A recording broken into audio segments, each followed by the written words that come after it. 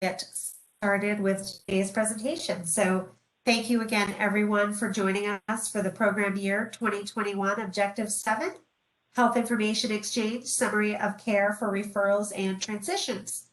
This presentation is provided through a shared commitment between Access, Health Current, and Myers and Stouffer to increase participation in the Medicaid Promoting Interoperability PI program. A few logistical reminders. Today is an open forum. It will be recorded and posted to the Health Current and Access websites. We encourage you to use the chat box for questions or comments. Please include your name, practice, or organization. Please do not include any confidential information such as patient health information or PHI. We are going to be muting all lines.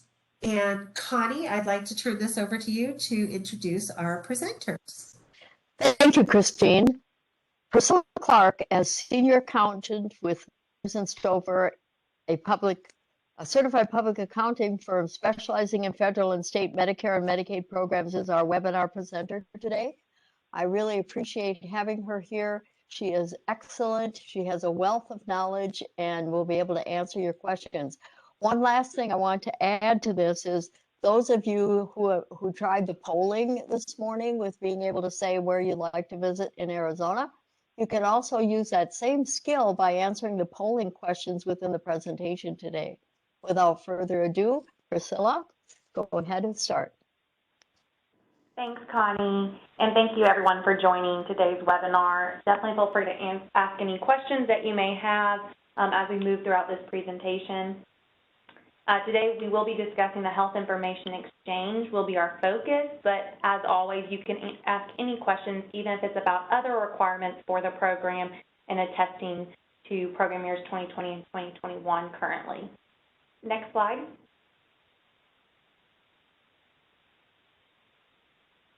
This is just a brief overview of the changes from program year 2020 to program year 2021. As you can see, for the PI reporting period, it did, for calendar year 2020, you could attest to a 90-day reporting period between January 1st and December 31st.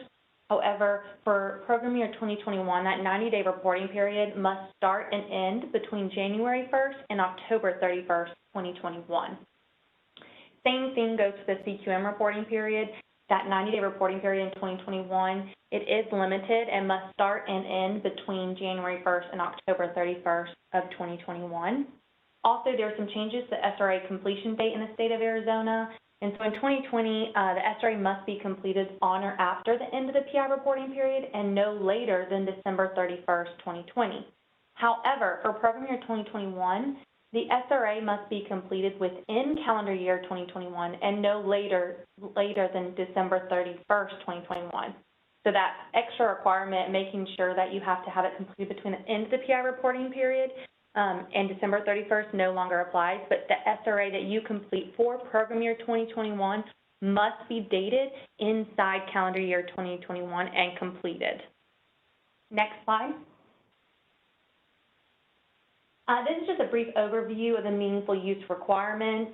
And keep in mind at the bottom of this presentation, there is a link to our documentation retention presentation, which you can always go to. It kind of goes over what documents need to be submitted during prepayment, just to make sure you know ahead of time before you start testing that you have all the documents required and that you are keeping those. All EPs are required to attest to Stage 3 of MU for program year 2021. There are 8 objectives and their related measures must be met.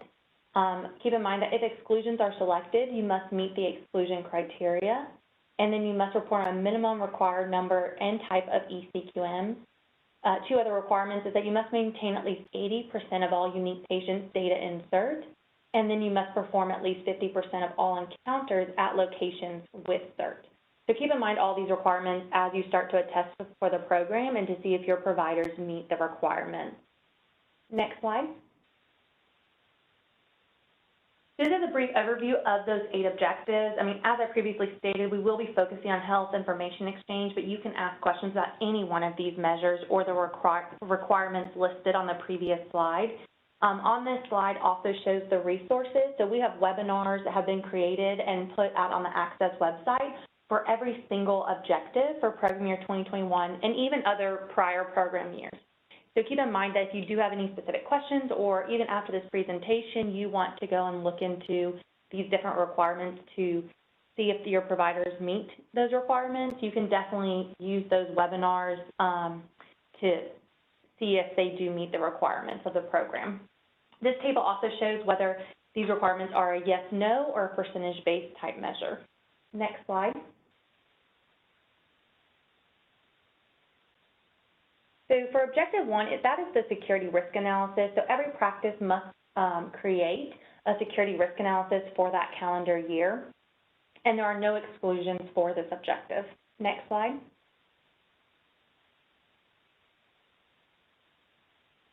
Objective 2, electronic prescribing, this is a percentage-based measure, and so each EP must have more than 60% of all permissible prescriptions written by the EP are queried for a drug formulary and transmitted electronically using a cert. And this is a percentage-based measure. Next slide.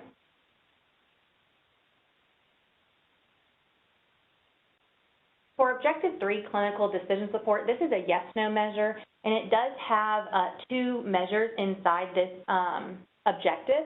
And so the EP must implement clinical decision support interventions focused on improving performance on high priority health conditions. And you must satisfy both measures for this objective through a combination of meeting the thresholds and exclusions. Next slide. Objective 4, computerized provider order entry, referred to as Cpoe. This is a percentage-based measure, and it's just making sure that providers are using Cpoe for medication, laboratory, and diagnostic imaging orders in the cert, and this is a percentage-based measure as well. Next slide. And there are 3 measures for that objective. For objective 5, patient electronic access, the EP provides patients with timely electronic access to their health information and patient-specific education. This objective has 2 measures, and the EP must satisfy both measures to meet the requirements of this objective through a combination of meeting the thresholds and exclusions for each measure. Next slide. Objective 6 is coordination of care through patient engagement.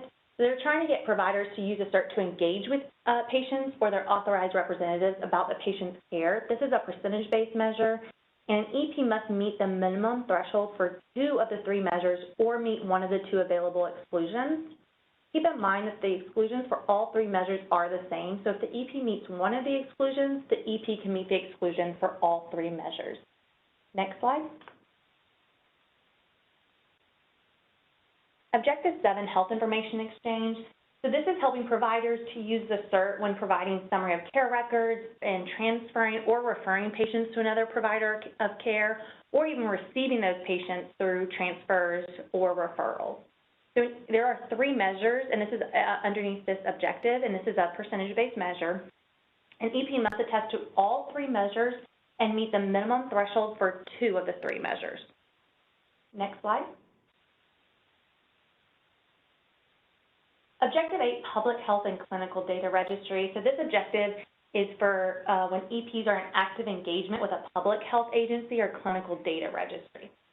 So this is a yes-no objective, and an EP must satisfy 2 of the 5 measures for this objective.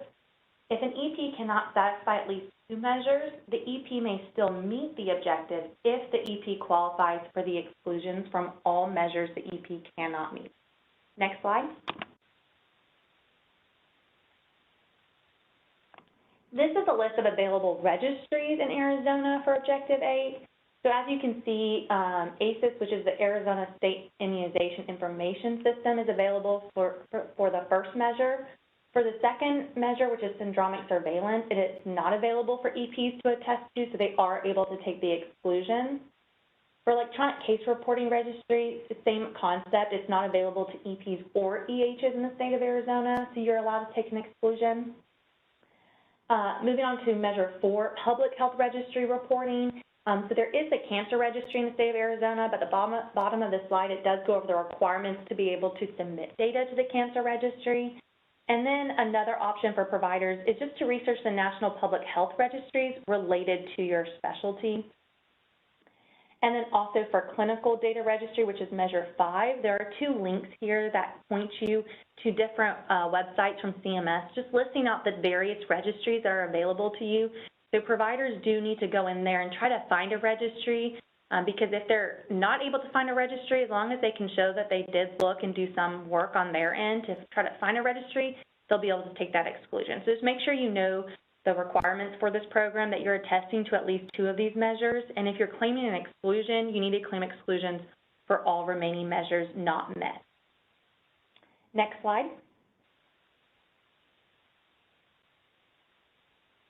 So moving on to electronic clinical quality measures, this is another requirement of the program. ECQMs use data electronically extracted from the CERT and or health information technology systems to measure the quality of healthcare provided. So hospitals, professionals, and clinicians use ECQMs to provide feedback on their care systems and to help them identify opportunities for clinical quality improvement. And an EP must attest to 6 CQMs for program year 2021. Next slide. And so, as I said, an EP must attest to 6 out of the 47 available CQMs. 6 of them are outcome measures, 27 of them are high priority measures, and 14 just remaining measures. Keep in mind that the first opportunity, the provider should attempt at least to, if relevant, attest to at least 1 CQM that is an outcome measure. If that outcome measure is not relevant to the provider, they should attest to at least 1 CQM that is a high priority measure. And then if there's no high priority measures relevant to the provider, they should report on the relevant measures. But keep in mind that a provider must attest to at least 6 ECQMs. Next slide. So we're going to be going through some general polling questions. Again, feel free to ask any questions that you need to during this, and definitely respond so we can get an accurate response from everyone attending, and just explain the different reasons for why there's a correct answer, specifically when we come across certain polling questions. For the first couple of polling questions, these are general questions just about attesting to the program and what just some of the general requirements are. For this first question, has 2015 Certified Electronic Health Record technology been fully implemented at the practice? So you will text A for yes, B for no, C for unsure, or D for not applicable. So we'll give you probably about 30 seconds to respond to this. Again, as I mentioned at the beginning, you text EO program 753 to the number 22333. And that's just to join the program, and then for the rest of this time, you'll just respond with A, B, C, or D in your text message. And you can also do it online. We'll give you all a few more seconds. And so there's no right or wrong answer. You may not know, so you may be unsure about this response, but if you're testing for program year 2019, 2020, or 2021, and currently 2020 and program year 2021 are open for attestation. So if you're attesting to those 2 program years, you must have 2015 CERT implemented at the practice. So for those that are saying no or even not applicable, if you are attesting to the program, your practice that the provider is attesting from must have 2015 CERT implemented. Next slide. Okay, so we just want to make sure that you're aware of the dates for when attestations close. So when do you think attestations for program year 2020 and program year 2021 close? Text A for July 31st, 2021, B for October 31st, 2021, C for December 31st, 2021, D for January 14th, 2022, or E for unsure. And we'll give you just a few seconds to respond to this question.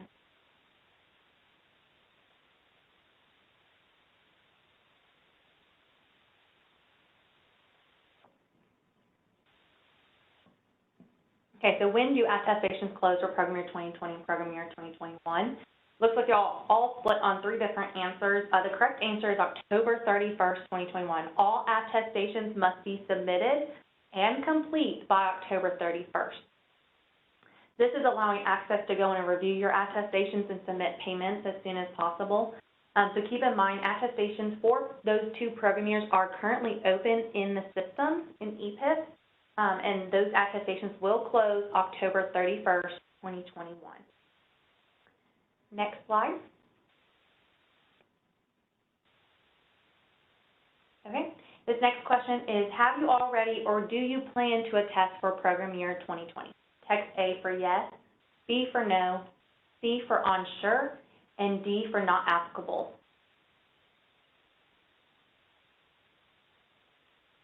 I'll give you just a few seconds. Of course, there's no wrong answer for this. We're just trying to get an idea of who will be attesting for each program year. And again, if you have any questions, feel free to enter in your question in the chat box or request to be unmuted, and we can answer any questions you may have.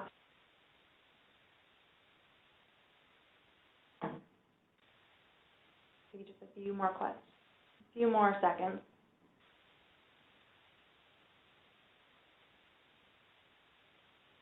Okay, we'll move on to the next question.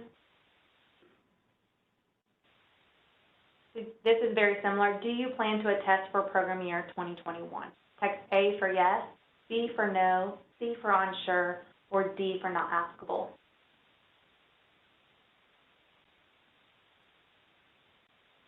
And again, if you have any questions or concerns about whether your providers meet the requirements of the program, feel free to reach out to Access or Health Current and ask any questions or concerns that you may have for your providers, and we can definitely talk ahead of time to you to make sure you're meeting those requirements.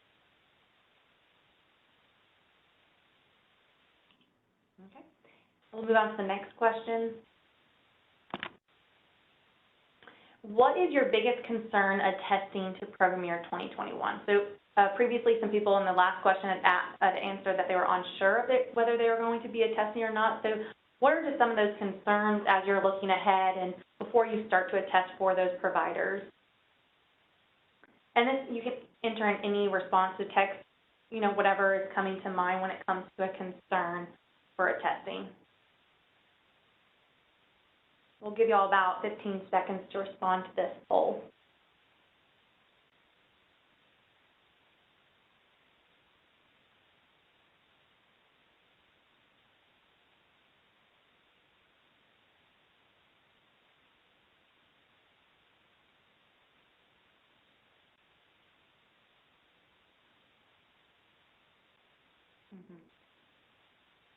And we definitely understand with those responses, there is, you know, a short time to comply with the measures because it is the end of the program.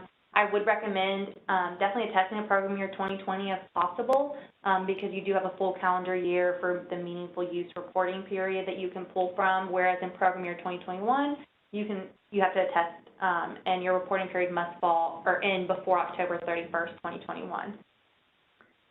And then also completely understand with waiting for updates to the EHR and the vendor to do that, that is out of your hands. I mean, if any other concerns come up after this webinar, again, feel free to reach out to Access or Health Current, and we can definitely help you and see if there's any way around your concerns or help you, know the requirements that need to be met. Moving on to the next question. What PI program topics would you like to see more of? So you can give any response to that. And again, this could be different concerns you have. If you're concerned with meeting the security risk analysis, would you like to see more of that? I do want to remind everyone on the Access and Health Current website, it does have all the webinars that have previously been completed for previous program years. So all the way from like 2018 to 2021, there are webinars out there for the various measures and even documentation webinars telling you what documents you should keep and for how long. We'll give you about 10 more seconds to respond to that if anyone has any specific topics they would like to see more of.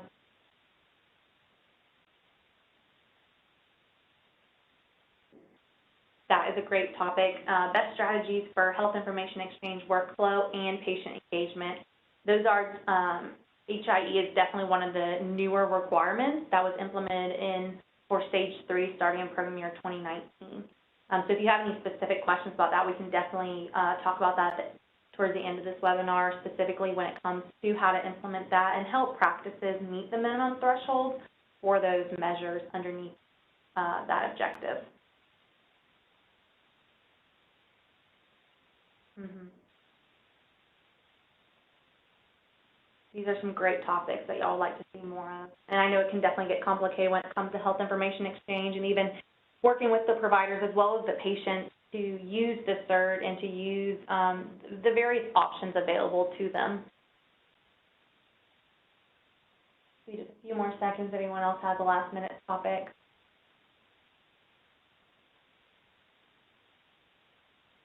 Okay, next question.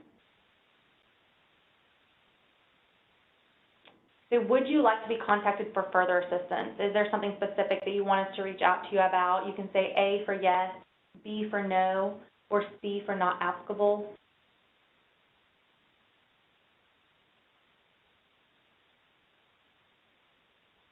And again, at the end of this presentation, we will be giving out the numbers and emails for you to reach out to Health Current and Access if you have any questions down the road. So if you don't have any questions now, you don't want to be contacted for further assistance, you can definitely down the road still reach out to Health Current and Access and get additional help. Give you just a few more seconds to respond to this poll.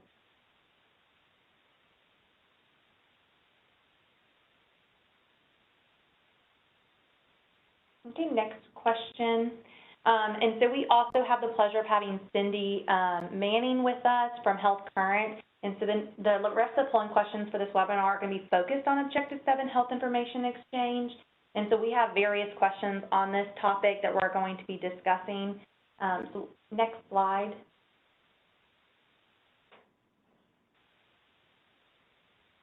And so as I discussed, we do have Cindy Manning with us from Health Current, so I'm going to hand it over to her to go over a couple of the polling questions for y'all. And again, if y'all have any questions, feel free to put them in the chat box and we can discuss any questions y'all have. Cindy, are you there? Yes, I am. Thank you very much and good afternoon.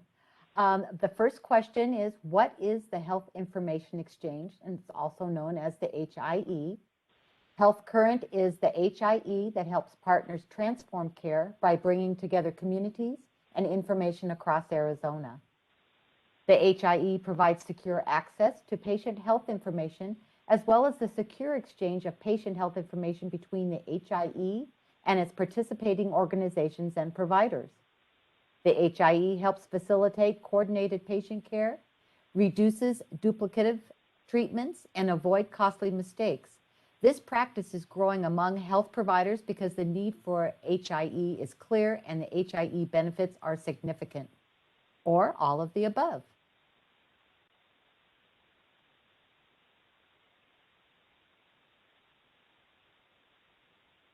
And again, there's no wrong answers.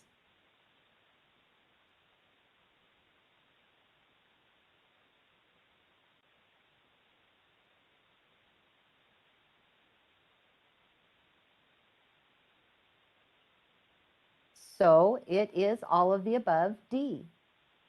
Next slide, please. What are the benefits of the Health Information Exchange?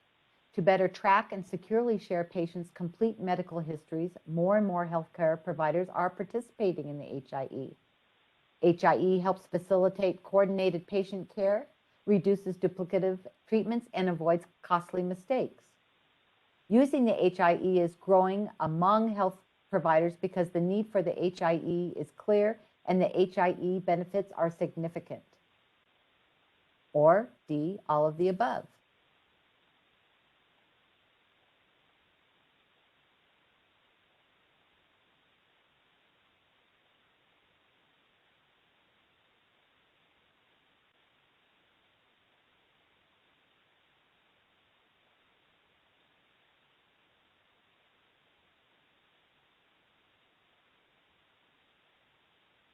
So I'd like to go back up to the previous slide and give some more information about what is the Health Information Exchange.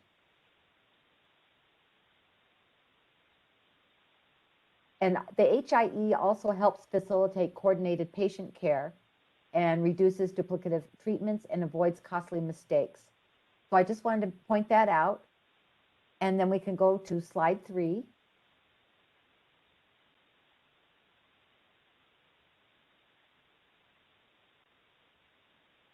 And go to the next slide, please. There's no wrong answer here. Are you participating in the health information exchange with Health Current?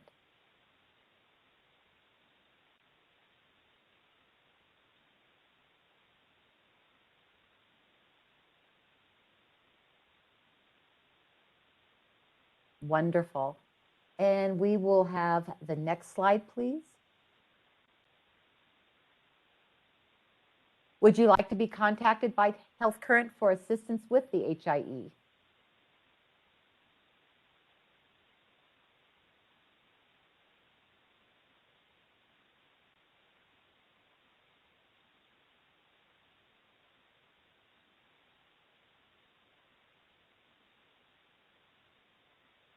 Wonderful.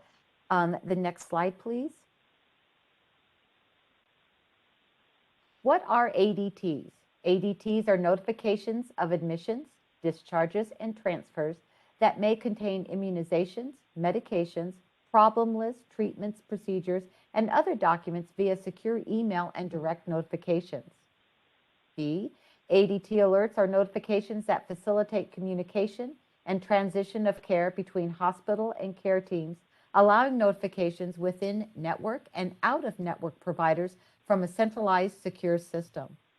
C, ADT alerts are never sent when a patient is admitted to a hospital, transferred to another facility, or discharged from the hospital.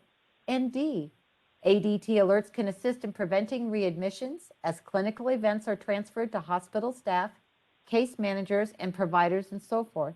And E, unsure.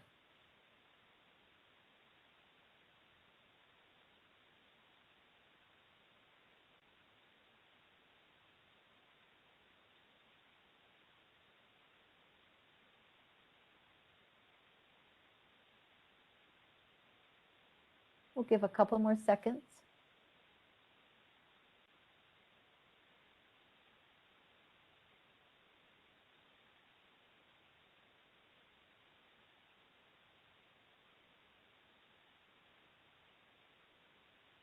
So A and B and D are all correct, as well as E.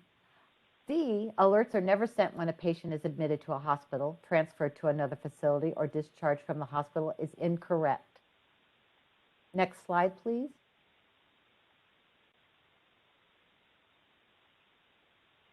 What is a CCDA?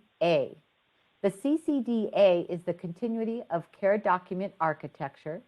The CCDA essentially is the standards that define the presentation of that same information, normally presented CCD document in electronic format as designed by hl7.org.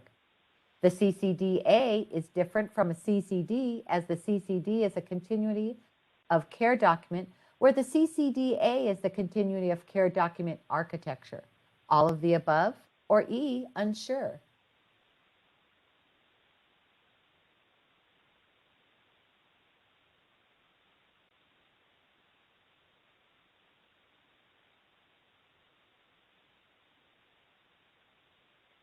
And that's wonderful. All of the above, D, is correct. Thank you very much. Thanks, Cindy. So we still have a few more questions for everyone to answer. So for this one, it's for the Health Information Exchange objective, which is Objective 7. How many measures must an EP meet to meet the objective? A for one measure, B for two measures, C for all three measures, or D for unsure. And the question is, for the Health Information objective, how many measures must an EP meet to meet the objective? Give you a few seconds to respond to that question.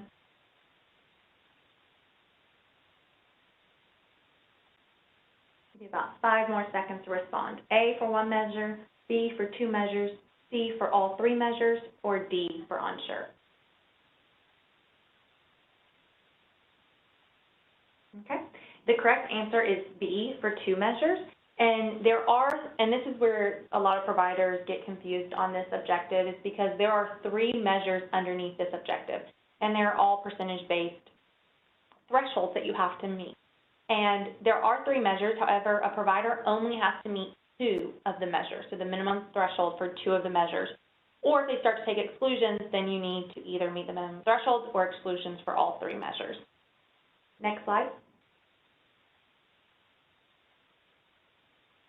So which measures is the EP using to meet the health information exchange objective? You can select all that apply. So which ones are you personally using? And you can respond A, B, and C. You can respond just A and B or just A and C. So A is measure 1, which is where the EP transitions or refers patients. If you send B, that's for measure 2, and EP receives patient transitions or referrals. For C, which is measure 3, EP receives patient transitions or referrals and performs a clinical information reconciliation form. And so keep in mind that, for example, as you're responding to this, I'm going to go through some examples. So if a provider, they only have to meet 2 measures and the minimum threshold for those. So if they meet measures 1 and 2 minimum thresholds, they meet the objective. However, say that your provider meets the exclusions for measure 2 and measure 3. Well, if they meet both those exclusions, then they have to come back and attest to measure A and either meet the exclusion for that or the minimum threshold. Okay, so this is very similar to how public health objective 8 has been run. If you claim an exclusion, then you need to be careful and make sure that you're meeting the other measures that are necessary. Okay. And it's okay, if an EP meets all 3 minimum thresholds, that's great. You're going to input that into EPIP, and it's going to show you meet the minimum thresholds for all 3 measures, and that is sufficient. But at a minimum, the EP only has to meet 2 of the measures.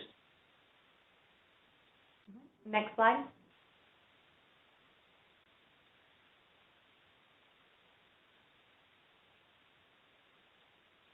And so the next question, when it gets brought up on the presentation, it's going to give you an example of just kind of walking through that health information exchange of just walking through scenarios to make sure you truly understand what that's required. Because the examples I just went over, a lot of providers can get confused on health information exchange. We'll get the presentation up in a minute. There's just some technical difficulties. But just think through, for health information exchange, when it comes to those 3 measures having to be met, and or at least attested to, you have to meet the minimum threshold for 2 of the measures. However, if you're taking those exclusions, you need to be careful and make sure that you're meeting the appropriate minimum requirements for this objective, because it can get complicated once we get into exclusions versus meeting the minimum thresholds for different measures.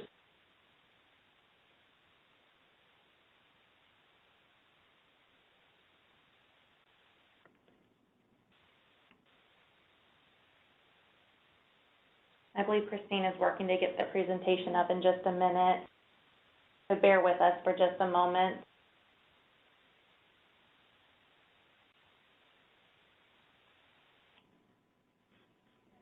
And definitely, if you'll have any questions, feel free to put them in the chat box, or if you don't want to type out your whole question, you can request to be unmuted, and we'll allow you to ask that question that you're interested in, and we can talk back and forth about what situation you're in with one of your providers who are attesting, or if you yourself is attesting.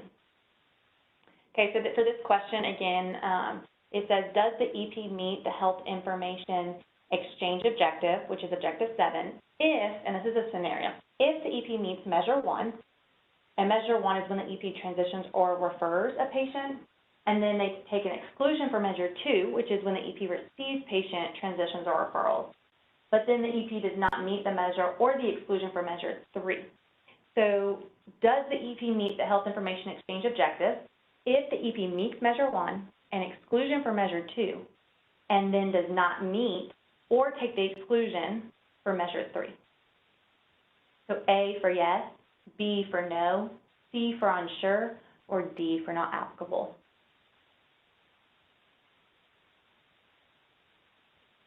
I'll give you about 5 to 10 seconds to respond to this question in this scenario.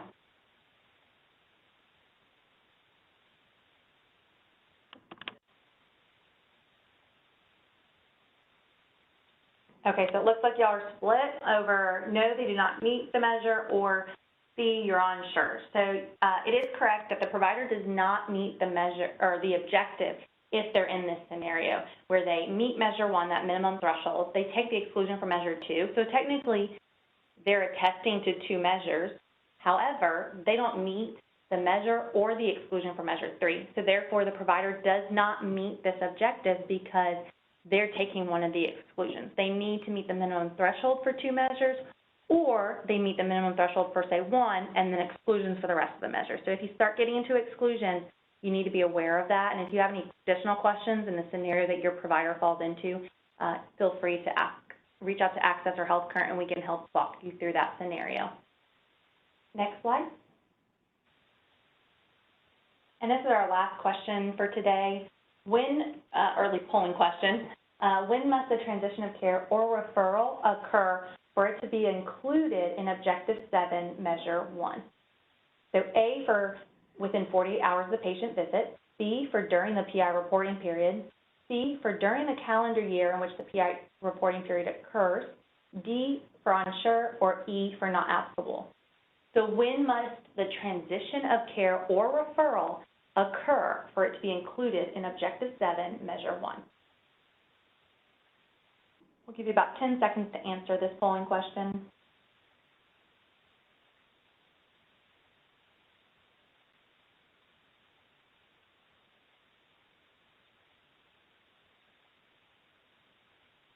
Give you just a few more seconds to respond.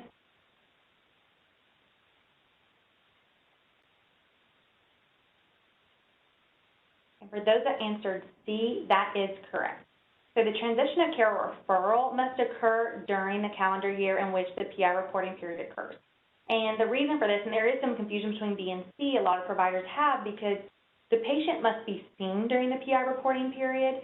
So that provider sees the patient, and then say 90 days later, still inside the calendar year of the PI reporting period, they transition that patient. So that patient would then be included in the numerator for that measure. Next slide.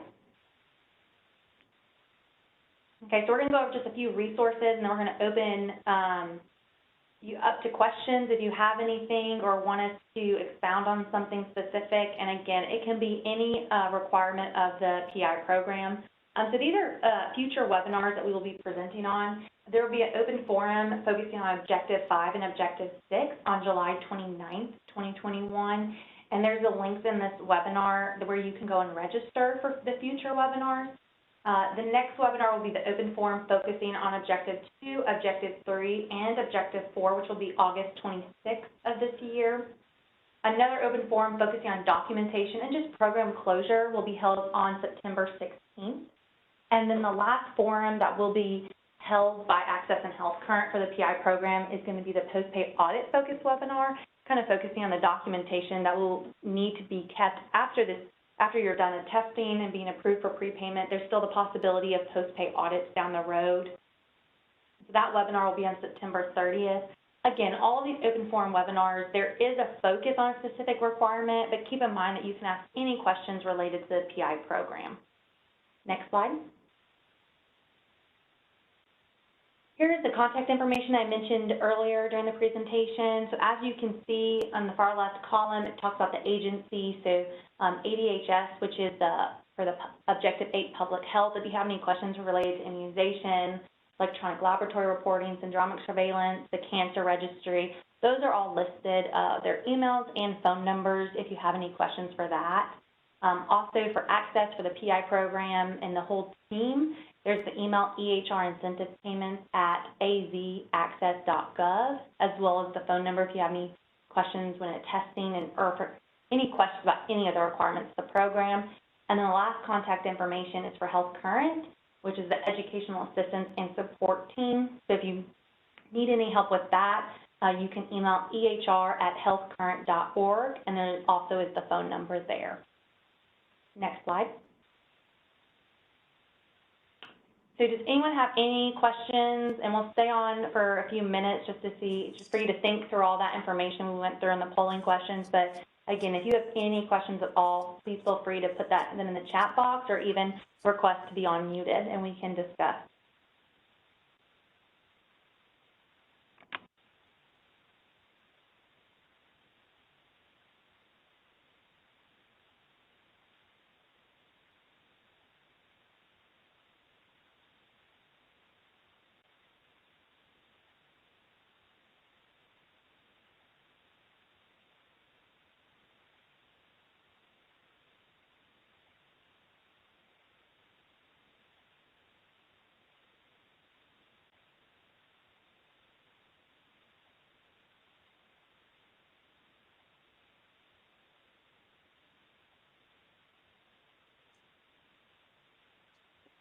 Hi, Priscilla, it's Christine, and just a reminder to everyone that the chat box is open, and this is a great open forum to ask questions, both to Access and Health Current. Question came through looking for a link to the Arizona HIE to the NMHIE site. I'm assuming that's New Mexico. Maybe the question is there a link between the Arizona HIE and the New Mexico HIE? I'm happy to take you off mute if you would like to ask the question.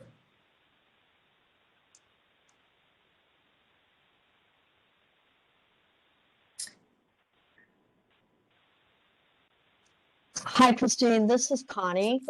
I'm hoping that someone from the HIE that's on the line, perhaps Caitlin or Cindy, has information about the New Mexico. If not, please put your information into the chat box so that we can get back to you with the information of how to contact them and who you should contact. Hi, this is Cindy. As far as I know, not yet, but I would request that you do submit that question. It's a very good question, but as far as I know, we're not linked to New Mexico as of yet. Thank you, Cindy, and I can see who the question came from, so if that should change, we can certainly follow up with that individual. Wonderful. Again, the chat box is open, so please feel free to enter your questions, or if you raise your hand, I'm happy to take you off mute.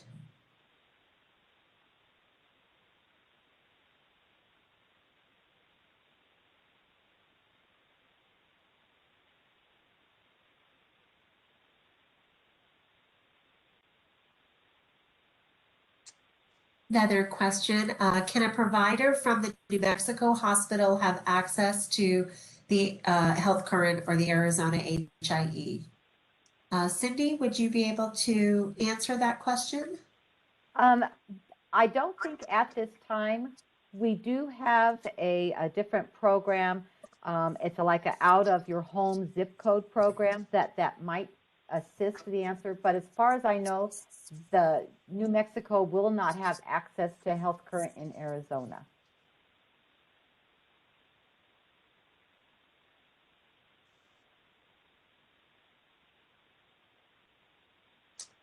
You are very welcome.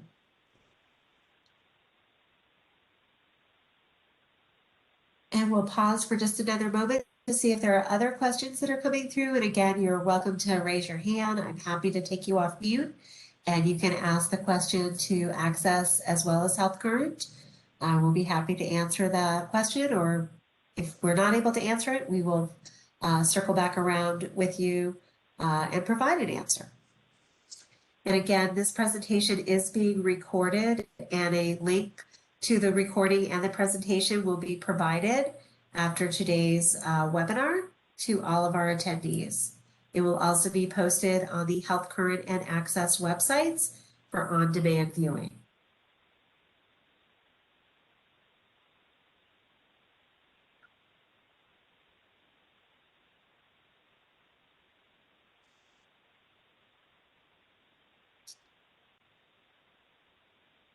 Priscilla, I'm not seeing any additional questions come through.